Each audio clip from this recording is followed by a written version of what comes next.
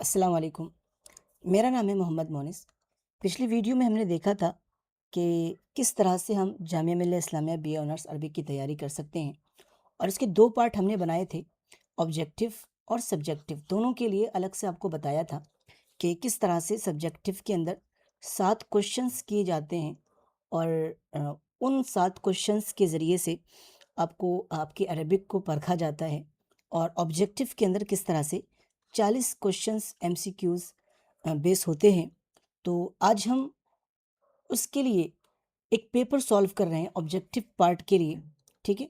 ताकि प्रैक्टिकली आपको समझ आ सके कि किस तरह से क्वेश्चंस बनाए जाते हैं।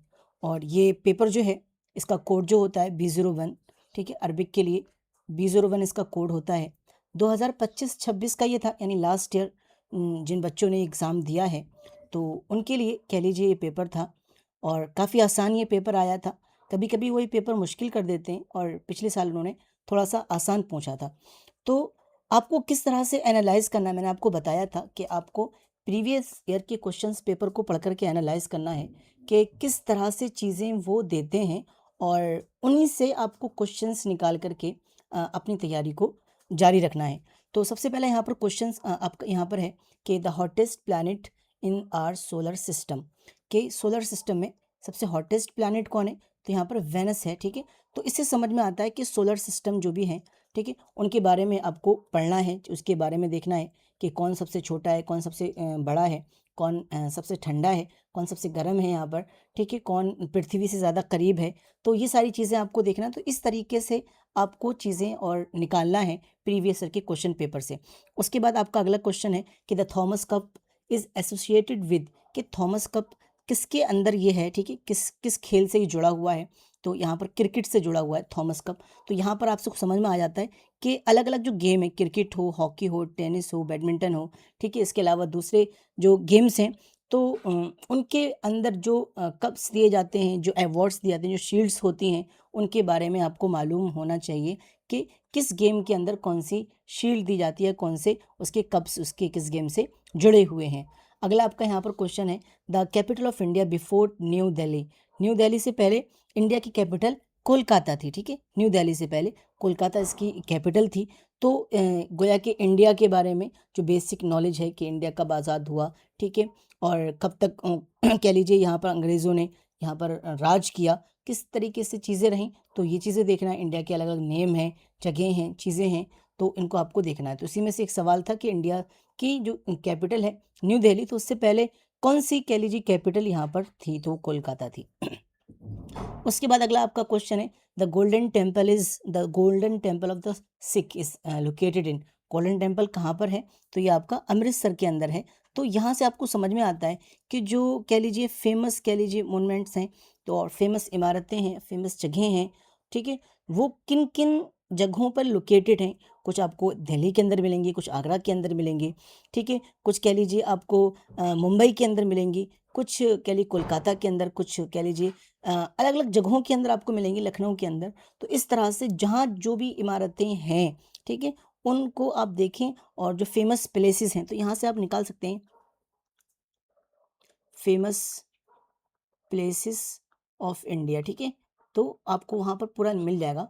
इस तरीके से चीज़ें आपको निकालनी हैं। अब इसका मतलब यहाँ से एक टॉपिक आपको निकल आता है, ये फ़ेमस प्लेसेस ऑफ इंडिया का, तो ये कंप्लीट टॉपिक आपको कवर करना है।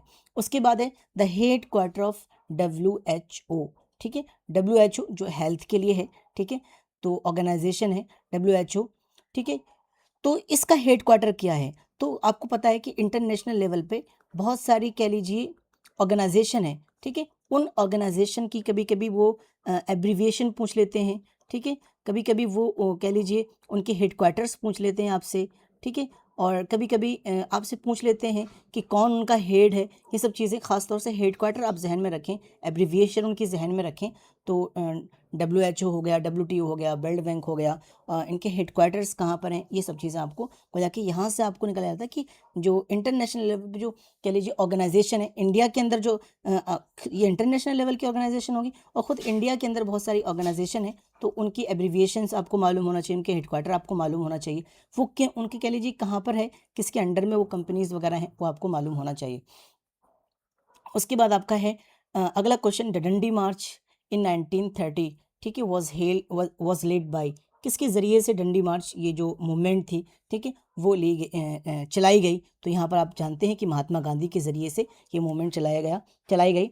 तो इससे आपको पता लगना चाहिए कि इंडिया के अंदर जंगे आज़ादी जो, ठीक है, आज़ादी हिंद में, ठीक है, आज़ादी हिंद के लिए जो भी कह लीजिए मूवमेंट्स चलाई गई, जो भी कह लीजिए तहरीकें चलाई गई, वो कौन कौन तहरीकें इसके अंदर चलाई गई हैं, ठीक है, कब चलाई गई, ठीक है, उनकी डेट आप देख लें, ठीक है, किसके तहत चलाई गई। कभी कुछ महात्मा गांधी के आप मिलेंगे, कहीं सरदार पटेल आपको मिलेंगे, कहीं मौलाना आज़ाद मिलेंगे, कहीं मुस्लिम्स मिलेंगे, इस तरीके से चीज़ें आपको मिलेंगी।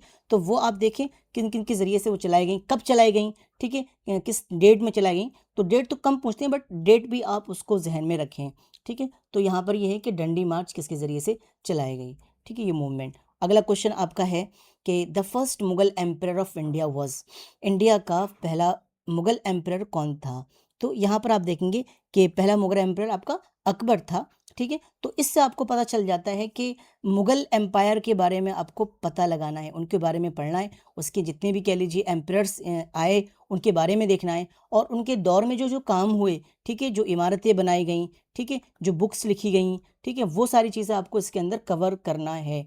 तो यहाँ पर तो सिर्फ क्या है कि पहला कौन सा, उसकी उनकी सीरीज़ पूछ ली जाती है। कभी कभी इस तरीके से भी पूछ सकते हैं, अच्छा अकबर के बाद कौन आया, ठीक है, या कभी बाबर है तो बाबर से पहले कौन आया, हुमायूं से पहले, हुमायूं के बाद कौन आया, हुमायूं की बहन है क्या, उसका मकबरा कहाँ, ये सारी चीज़ें आपसे पूछ ली जाती हैं। तो इस मुगल पीरियड को मैंने आपको उस टाइम भी पहली वीडियो में जब ऑब्जेक्टिव का बनाया था मैंने, तो उसमें बताया था कि वो दिल्ली सल्तनत और मुगल पीरियड के दोनों जो है ना, मिडिवल जो इंडिया की हिस्ट्री के अंदर जो मिडिवल पीरियड है, तो उसको ख़ास तौर से वो उसको मद्देनज़र रखते हैं और उससे क्वेश्चंस बनाते हैं। तो यहाँ पर आप देखिए मुगल पीरियड से उन्होंने क्वेश्चन बनाया है, तो वो आपको देखना है। उसके बाद है the God of cricket is in India is, तो कौन है? सचिन तेंदुलकर को तो गॉड ऑफ क्रिकेट कहा जाता है। तो ये बहुत ही बेसिक से सवाल भी कह लीजिए जनरल नॉलेज के एतबार से किए जाते हैं, जीके का बहुत ही बेसिक सवाल है, कहें कि एक तरीके से ये एक्स्ट्रा कह लीजिए नॉलेज आपको क्रिकेट वगैरह के ताल्लुक से भी होनी चाहिए। कभी कभी ऐसे भी क्वेश्चंस आ जाते हैं कि कोई प्लेयर हाईलाइट है, ठीक है, उसको पूछ लेते हैं, बताइए कि किस फील्ड का बंदा है, ठीक है,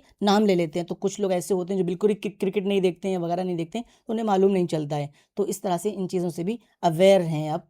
उसके बाद आपका अगला क्वेश्चन है, नवा question, India became a republic, India कब आज़ाद, रिपब्लिक, ठीक है, यानी रिपब्लिक इंडिया कब हुआ, ठीक है, आज़ाद नहीं यहाँ पर है बल्कि रिपब्लिक। तो 1950 में, ठीक है, जब उसका कॉन्स्टिट्यूशन बनाया गया, लागू किया गया 1950 में, ठीक है, तो इसी से रिपब्लिकन इंडिया रिपब्लिक हो गया, तो 1950। तो यहाँ से कह लीजिए इंडिया के बारे में आपको पता लगाना है, उसका कॉन्स्टिट्यूशन किसने बनाया, कब हुआ, आज़ाद कब हुआ, रिपब्लिक कब हुआ, ठीक है, ये सारी चीज़ें आपको इसके तहत जाननी है, ठीक है। और ख़ास तौर से कॉन्स्टिट्यूशन के अंदर जो कह लीजिए उसके फंडामेंटल राइट्स हैं, वो जो बेसिक से, तो वो आपको देखना है कि कौन सा फंडामेंटल राइट किस उस पे है, आर्टिकल वगैरह पे है, वो सारी चीज़ आपको देखना है इसमें। उसके बाद अगला आपका है the oldest democracy in the world, world के अंदर जो कंट्रीज़ हैं उनमें सबसे ज़्यादा ओल्डेस्ट डेमोक्रेसी किस कंट्री की है? तो ब्रिटेन की सबसे ओल्डेस्ट कंट्री, सबसे ओल्डेस्ट डेमोक्रेसी मानी जाती है ब्रिटेन की, ठीक है। और आपको मालूम होना चाहिए ब्रिटेन का जो कह लीजिए कॉन्स्टिट्यूशन है, वो लिखा हुआ नहीं है एक जगह पर, बल्कि वो कह लीजिए उसके कुछ अलग अलग डॉक्यूमेंट्स हैं, और कुछ ऐसे चीज़ें होती हैं जो भी कह लीजिए अगर किसी जज के ज़रिए से कोई फ़ैसला सुना दिया गया किसी ख़ास मुजरिम के बारे में, तो आगे अगर उस तरह का केस आएगा, तो इसका मतलब वो जो केस पहले सुना दिया गया, जो फ़ैसला सुना दिया गया, तो अब वो उनके लिए डॉक्यूमेंट हो जाएगा, डॉक्यूमेंट बन जाएगा। तो इस तरह से आप यहाँ पर देखें, तो कंट्रीज़ के बारे में देखना है, जो कह लीजिए इंटरनेशनल लेवल पे जो कंट्रीज़ हैं, उनके बारे में जो बेसिक इन्फॉर्मेशन आपको मिलेगी, ठीक है, फर्स्ट, लास्ट, इस तरीके से ओल्ड या ओल्डेस्ट, ये सारी चीज़ें आपको यहाँ से आपको देखना है, ठीक है। तो यहाँ पर आपको देखेंगे कि first in world, last in world, old in world या ओल्डेस्ट इन द वर्ल्ड, इस तरह से इसमें जो जनरल नॉलेज का पार्ट है आपको वो किताबों में मिल जाएगा, ठीक है। तो मैंने उस टाइम 2 किताबें आपको सजेस्ट की थी, तो उनमें ये सारी चीज़ें आपको मिल जाएँगी। उसके बाद अगला आपका है, देखिए यहाँ पर उन्हीं में से उसी का अगला पार्ट है, the largest dessert in the world, ठीक है। लार्जेस्ट डिज़र्ट आपका सहारा डिज़र्ट, सहारा डिज़र्ट आपका लार्जेस्ट डिज़र्ट है दुनिया के अंदर। तो गोया के उसी से आपका first in the world, largest in the world, वही आपका जो है तो उसी से आपको ये भी क्वेश्चन इन्होंने वहीं से बनाया है। अगला आपका है कि फादर ऑफ इंडिया सिनेमा, ठीक है, father of Indian cinema is, Indian cinema का फादर किसे माना जाता है? दादा साहब फाल्के को इंडियन सिनेमा का फादर माना जाता है। तो ये भी बहुत ही बेसिक सवाल है, बेसिक क्वेश्चन है ये, चूंकि ये भी आपको जनरल नॉलेज की किताबों में मिल जाएगा, ठीक है। उसके बाद है the first Indian to travel to space, ठीक है, ये भी आपको बहुत ही कह दी ज़्यादा बहुत ही डीप में नहीं जाते हैं, कभी कभी जब उन्हें क्वेश्चन हार्ड बनाना रहता है तब वो थोड़ी डीप और बारीक चीज़ें पूछ लेते हैं, लेकिन यहाँ पर उनका कोई मकसद यहाँ पर नहीं था, तो इन्होंने बहुत ही सिंपल चीज़ें दी हैं, जैसे first Indian to travel to space, यहाँ पर आपका क्या हो जाएगा? कल्पना चावला, ठीक है, कल्पना चावला, ठीक है, आपका इसका आंसर हो जाएगा ए। उसके बाद आपका है कि the Indian monument known as the symbol of love, कि जिसे लव का सिंबल माना जाता है वो आपका क्या है? ताजमहल, ठीक है, ताजमहल।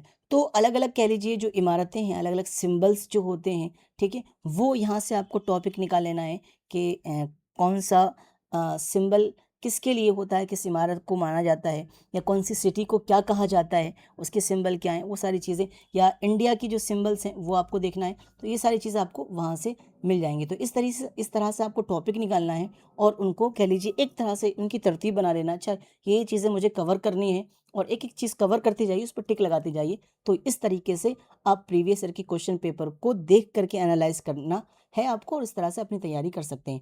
अगला क्वेश्चन आपका है the national tree of India is, national tree banyan tree, बहुत ही सिंपल क्वेश्चन कभी कभी डाल देते हैं। The book the discovery of India was written by, ये जवाहरलाल नेहरू के जरिए से लिखी गई, ठीक है। The book discovery of India, discovery of India किसके जरिए से लिखी गई? जवाहरलाल नेहरू के जरिए से ये बुक लिखी गई। उसके बाद है द बैटल ऑफ पानीपत, कब लड़ी गई? ये 1526 में, was fought between Babur, Babur के दरमियान लड़ी गई और किसके दरमियान लड़ी गई? लोधी के दरमियान लड़ी गई, ठीक है, बाबर और इब्राहिम लोधी, इब्राहिम लोधी के, जहाँ पर कह लीजिए लोधी सल्तनत का और जो दिल्ली सल्तनत थी उसका खात्मा होता है, और कह लीजिए वहीं से मुग़ल आ जाते हैं वहीं से, तो यहीं से आपको 1526 से उनकी शुरुआत हो जाती है, ठीक है। उसके बाद आपका है the Indus valley civilisation was famous for, ठीक है, इंडस वैली सिविलाइजेशन किस वजह से फेमस थी? अपने अर्बन प्लानिंग से, कि उनकी किस तरीके से इमारतें थीं, ठीक है, उनकी नालियाँ किस तरीके से बनी हुई थी, उनके घर किस कंडीशन के और किस एतबार से बने हुए थे, ठीक है, उनके रहन सहन का तरीका क्या था, वो सारी चीज़ें आप जानते हैं, तो उसको अपनी अर्बन प्लानिंग की वजह से। तो यहाँ पर ऊपर आप क्वेश्चन देखिए कि यहाँ पर भी मुगल पीरियड से, यानी वही मिडिवल पीरियड से इन्होंने अगला क्वेश्चन बनाया है, और यहाँ से देखें कि इंडिया के बारे में जो उसकी पीरियड है, ठीक है, गोया कि ये इंडिया की पीरियड में जो कह लीजिए पहला पीरियड आप देखेंगे मिडिवल दौर से पहले का ये सब है, तो इसमें आपके अलग अलग सिविलाइजेशन है, हड़प्पन सिविलाइजेशन, ठीक है, इंडस वैली सिविलाइजेशन, ये सब चीज़ों के बारे में बेसिक बेसिक चीज़ें आप ज़रूर जानें, ठीक है। उसके बाद है the city known as the city of lake, the city of lake किसे कहा जाता है? तो ये चीज़ में इस तरह से देखिए कि अलग अलग सिटीज़ हैं, उनके नाम होते हैं, किसी को पिंक सिटी कहा जाता है, जयपुर को पिंक सिटी आप जानते हैं, जयपुर को पिंक सिटी कहा जाता है। तो ऐसे ही यहाँ पर है कि city of lake, city of lake Udaipur को कहा जाता है, ठीक है, उदयपुर को सिटी ऑफ लेक कहा जाता है। अगला है the process of converting a liquid into the vapour, ठीक है, इज कॉल्ड, ठीक है, कि वो प्रोसेस जिसमें आप लिक्विड को भाप में बदल देते हैं, ठीक है, और बदल जाती है, लिक्विड भाप में बदल जाती है, उस प्रोसेस को एवापोरेशन कहते हैं, ठीक है, एवापोरेशन। जैसा आप देखते हैं कि ज़मीन के अंदर या कहीं पर पानी होता है और धूप उस पर पड़ती है, और जिसकी वजह से वो पानी भाप बन करके हवा में मिल जाता है, ठीक है। तो गोया कि वो क्या है, वो जो अमल हो रहा है ना एवापोरेशन का, ये, ठीक है। तो ये कह लीजिए यहाँ तक आपके 20 क्वेश्चंस आपके हो जाते हैं। अच्छा चलो, टाइम है अभी, इसमें इसी में कवर कर लेते हैं। अगला है the hardest natural substance on the earth is, hardest natural substance आपका क्या है? डायमंड को माना जाता है। कुछ क्वेश्चंस ऐसे होते हैं जो वो रिपीट करते हैं, तो ये वाला क्वेश्चन उन्होंने कई बार पिछले कई सालों में पूछा है उन्होंने, तो इस वाले क्वेश्चन को आप देखें कि डायमंड इसका आंसर है, सबसे हार्ड उसका जो सब्सटेंस, जो कह लीजिए हार्डेस्ट नेचुरल सब्सटेंस ज़मीन पर जो है वो, क्योंकि इसके पार्टिकल बहुत ही करीब करीब जुड़े होते हैं डायमंड के, जिसकी वजह से इसको डायमंड ही है और कोई इसमें नहीं है। उसके बाद आपका है द कैपिटल ऑफ द सल्तनत ओमान, ठीक है, सल्तनत ओमान का कह लीजिए उसकी कैपिटल आपकी क्या है? मस्कत है, ठीक है, मस्कत उसकी कैपिटल है। तो यहाँ से आपको क्वेश्चन निकालना है, कह लीजिए एक टॉपिक निकालना है। वो टॉपिक आपका क्या है कि कंट्रीज़ जो हैं आपकी, कंट्रीज़ और ख़ास तौर से अरब कंट्रीज़ जो हैं, अरब कंट्रीज़, ठीक है। जो अरब वाइस कंट्रीज़ हैं, अरब वर्ल्ड जो है उसकी आपको कैपिटल आपको जाननी है, ठीक है।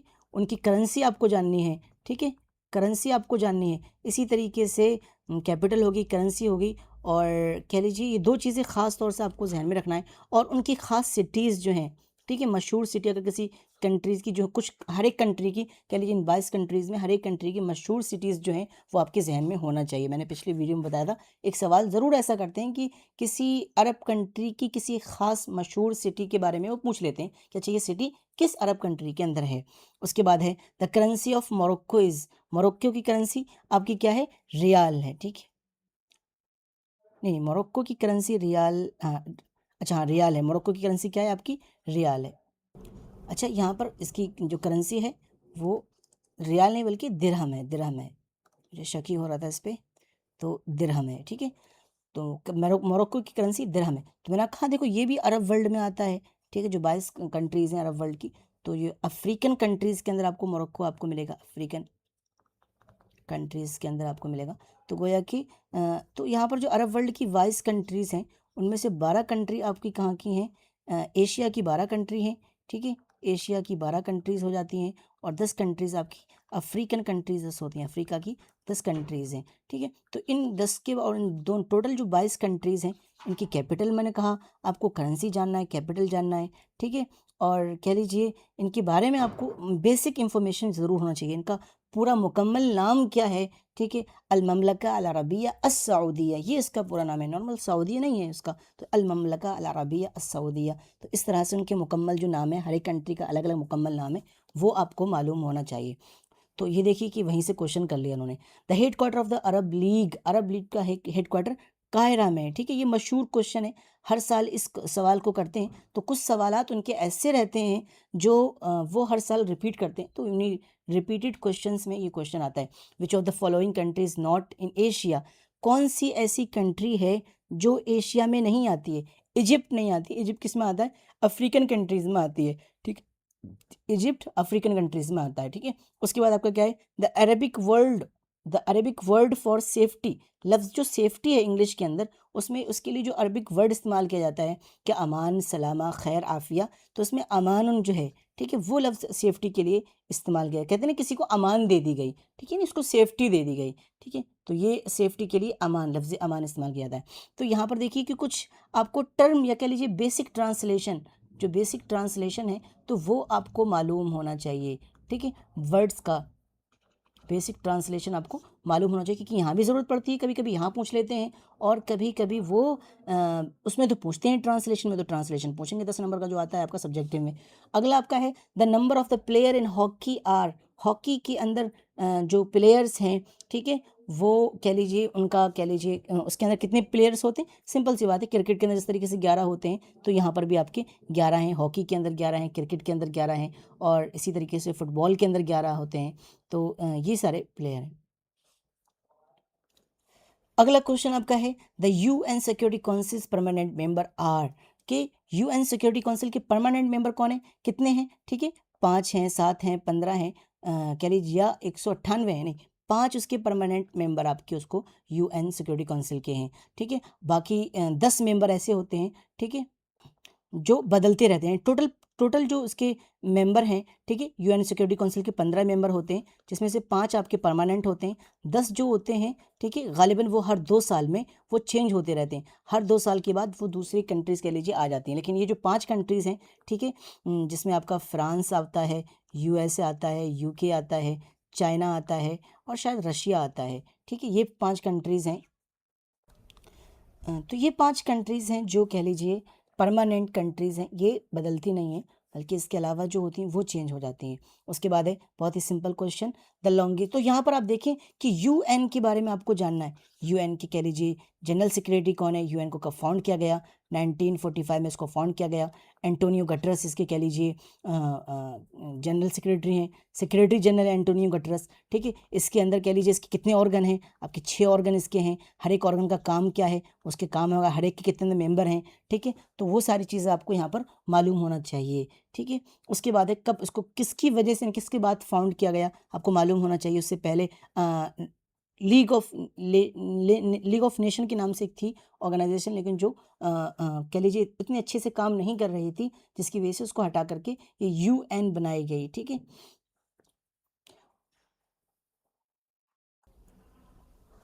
उसके बाद अगला क्वेश्चन है the longest river of India. The longest river of India, तो यहाँ पर भी फास्टेस्ट, लॉन्गेस्ट, हार्डेस्ट, इस तरह से जो क्वेश्चन जनरल नॉलेज की किताबों के अंदर जो होते हैं, वहाँ से ये कह लीजिए उठाया गया है ये क्वेश्चन। तो इसी से longest river of India Ganga, Ganga को लॉन्गेस्ट रिवर ऑफ इंडिया माना जाता है। उसके बाद है the largest Arab country by the area is, ठीक है, कौन सी है लार्जेस्ट अरब कंट्री? वो आपकी क्या है? आपकी अल्जीरिया। अल्जीरिया सबसे लार्जेस्ट है। तो यहाँ पर भी अरब वर्ल्ड से, अरब लीग से कह लीजिए, अरब लीग से यहाँ पर क्वेश्चन कर दिया गया है। ठीक है, और उसमें ये कुछ खास क्वेश्चन आपको जहन में रखना है कि सबसे लार्जेस्ट एरिया वाइज, यहाँ पर एरिया वाइज पूछा ना, एरिया वाइज कौन सा है? अल्जीरिया है। ठीक है, और कह लीजिए लार्जेस्ट है, लेकिन पॉपुलेशन वाइज आप देखेंगे तो वो क्या है? आपका इजिप्ट है, इजिप्ट है। उसके बाद स्मॉलेस्ट आपकी कौन सी कह लीजिए कंट्री है अरब वर्ल्ड के अंदर? वो आपकी बहरीन है। किसके एतबार से? एरिया के एतबार से, एरिया के एतबार से बहरीन इसकी सबसे छोटी कह लीजिए कंट्री मानी जाती है अरब वर्ल्ड के अंदर, एरिया के एतबार से। उसके बाद कह लीजिए सबसे स्मॉलेस्ट जो है किसके एतबार से? पॉपुलेशन के एतबार से, वो आपकी कोमोरस है, कोमोरस। ठीक है, कोमोरस है। ठीक है, तो ये चीज़, इस तरह के क्वेश्चन अरब लीग के बारे में आप देखें, उनकी करेंसी और largest, smallest, area wise, population wise, ये क्वेश्चन हर साल रिपीट ज़रूर होते हैं। जिस तरीके से उसकी कैपिटल, जिस तरीके से इसका हेडक्वार्टर पूछ लिया जाता है कायरा के अंदर है, ऐसे ही क्वेश्चन भी आपसे अरब लीग के बारे में पूछ लिए जाते हैं, अरब लीग के ताल्लुक से। Look at the series and tell which number should come next. ये बहुत ही सिंपल सवाल है, रीजनिंग का सवाल है। ठीक है, बहुत ही सिंपल है, आपको देख लेंगे 7, 10, 8, 11, 9, 12, तो आपका क्या आएगा? 10 आएगा यहाँ पर अगला। ठीक है, यानी एक ये नंबर है, एक ये नंबर है, एक ये नंबर, तो ये वाला 7 के बाद क्या आ रहा है? 8 आ रहा है, और 10 के बाद क्या आ रहा है? 11 आ रहा है, 8 के बाद 9 आ रहा है, और फिर इस वाले नंबर के एतबार से 11 के बाद 12 आ रहा है। तो अब किसकी बारी आएगी? इस वाले नंबर की आएगी। ये वाला 9 के बाद क्या आएगा? 10 आएगा। इस तरह से ये नंबर सीरीज होती है, बहुत ही सिंपल रीजनिंग है। तो इसमें क्या है? आपका आंसर 10 है। ठीक है, उसके बाद है द रिवर नोन एज सोर ऑफ बिहार। सोर ऑफ बिहार किसे माना जाता है? कोसी को माना जाता है, कोसी को। ठीक है, तो इस तरीके से देखिए रिवर्स के भी नाम है, तो वो सब चीज़ें, कुछ क्वेश्चंस आपको थोड़े से डीप, ये थोड़ा सा डीप क्वेश्चन है आपका। ठीक है, हल्का सा, कि हर रिवर का जो नाम है वो उससे पूछ लिया जाएगा, जो उसका सिंबल है वो उससे पूछ लिया गया। तो थोड़े से मुश्किल भी सवाल रहते हैं, इससे भी हार्ड सवाल आपके सामने आ सकते हैं। आगे देखें, the most populous country in the world. World के अंदर सबसे पॉपुलस कंट्री इंडिया ही है, इंडिया ही के अंदर सबसे ज़्यादा प्रोडक्शन है। कह लीजिए इससे पहले चाइना थी। ठीक है, अब इंडिया हो गया, इंडिया पहले नंबर पे है पॉपुलेशन के एतबार से, लोगों के एतबार से, तादाद के एतबार से इंडिया सबसे आगे है। उसके बाद है Ajanta and Ellora caves are located in. Ajanta and Ellora caves कहाँ पर है? ये महाराष्ट्र के अंदर है। तो गया कि यहाँ से आपका फेमस प्लेसेस जो हैं, फिर से अगला क्वेश्चन कर दिया, जो फेमस प्लेसेस हैं, ठीक है, वो कहाँ कहाँ पर है? तो कुछ महाराष्ट्र के अंदर मिलेंगी, कुछ राजस्थान के अंदर, कुछ कह लीजिए आपको लखनऊ के अंदर, कुछ दिल्ली के अंदर, तो आगरा के अंदर, वो सारी कह लीजिए प्लेसेस हैं। ठीक है, वो आपको पता लगाना है कि कौन सी इमारत, कौन सी कह लीजिए मोनूमेंट कहाँ पर लोकेटेड है। तो उनकी लोकेशन आपको मालूम होना चाहिए, और प्लस अगर उसको किसी ने बनवाया है वो मालूम होना चाहिए, किसकी याद में बनवाया गया है वो आपको मालूम होना चाहिए। The 2024 summer Olympic was held. ठीक है, 2024 का समर ओलंपिक कहाँ पर किया गया? ये फ्रांस के अंदर किया गया, फ्रांस के अंदर हेल्ड हुआ, फ्रांस के अंदर। तो यहाँ से आपको जो ओलंपिक्स वगैरह होते हैं उनकी डेट कौन सा कब हेल्ड हुआ है, ठीक है, वो आपको देखना है। जैसे समर ओलंपिक ये 2024 का फ्रांस के अंदर, 2025 का सऊदी अरबिया के अंदर, ठीक है, और 2026 को ये सेनेगल के अंदर होने वाला है।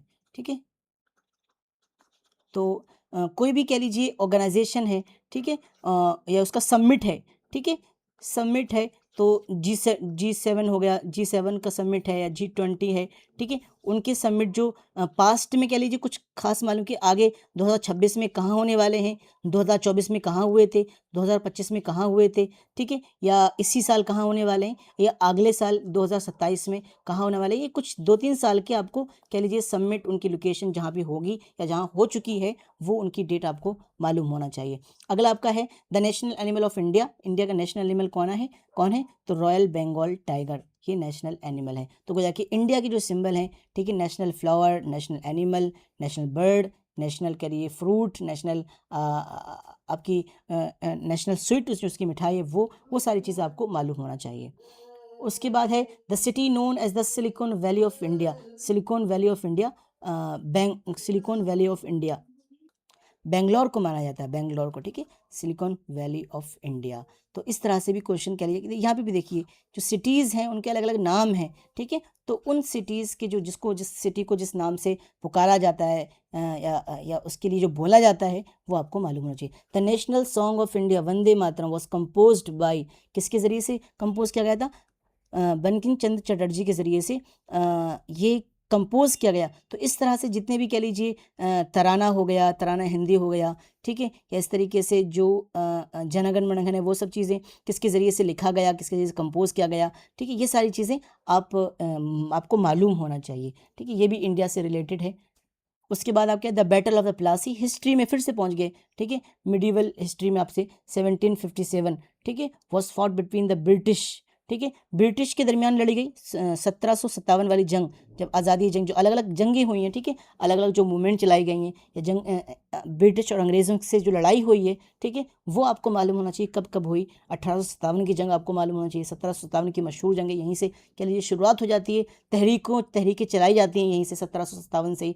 और ये जंग सबसे पहले किसके दरमियान होती है? ब्रिटिश के दरमियान और सिराजुद्दौला के दरमियान। जब उसे एहसास हो जाता है सिराजुद्दौला को कि ब्रिटिश धीरे धीरे कब्जा कर रहे हैं, तो तभी वहीं से वो क्या करते हैं, एक फ़ौज कह लीजिए भेजते हैं, ठीक है, सिराजुद्दौला, और गालिबन इसमें सिराजुद्दौला को हार हो जाती है, ठीक है, तो यहीं से कह लीजिए वो तहरीक चलाई जाती है और तहरीकें यहीं से शुरू हो जाती हैं। तो बहुत सारी तहरीकें मूवमेंट्स चलाई गई हैं, तो उन सारी मूवमेंट्स को आपको जानना है, उनकी डेट को जानना है, किसके ज़रिए से चलाई गई हैं। तो ये देखिए मूवमेंट से पहले भी सवाल आया था, यहाँ भी सवाल किया गया है। अगला सवाल है, लास्ट सवाल, the currency of the United kingdom, United kingdom की करेंसी क्या है? आपकी पाउंड है, ठीक है, पाउंड है यहाँ पर। तो इस तरह से ये 40 क्वेश्चंस यहाँ पर करते हैं। हर एक क्वेश्चन एक नंबर को कैरी करता है और 0.25 इसमें नेगेटिव मार्किंग होती है कि अगर आप 4 क्वेश्चन गलत कर देते हैं, ठीक है, तो 4 नंबर तो आपके जाएंगे ही, ठीक है, प्लस चूँकि 4 नंबर 0.25 के हिसाब से 1 नंबर यहाँ भी और जाएगा, क्योंकि माइनस के हिसाब से 0.25 हर एक पे कटेगा, तो 4 नंबर में 1 नंबर आपका चला जाएगा 4 क्वेश्चन में। तो इसका भी आपको ख्याल रहे। तो इस तरह से आप प्रीवियस ईयर के क्वेश्चन पेपर को एनालाइज करें और उससे चीज़ें निकालने की कोशिश करें, ठीक है, तो आपको पता लग जाएगा किस फील्ड में हमें पढ़ना है, कौन सी चीज़ें पढ़ना है, कौन से टॉपिक को हमें टच करना है, ठीक है, ख़ास तौर से अरब वर्ल्ड पे, ऑर्गेनाइजेशंस पे, ठीक है, एब्रिविएशंस पे, और इसी तरीके से लॉन्गेस्ट लार्जेस्ट ये जो हैं, ठीक है, इन सब पे फोकस आपको करना है। तो आज के लिए इतना। इंशाल्लाह अगली वीडियो में हम सब्जेक्टिव पार्ट को कवर करने की कोशिश करेंगे। अगर आपको वीडियो अच्छी लगी हो तो प्लीज़ सब्सक्राइब करें हमारे चैनल को और अपने दोस्तों के साथ ज़रूर इसको शेयर करें।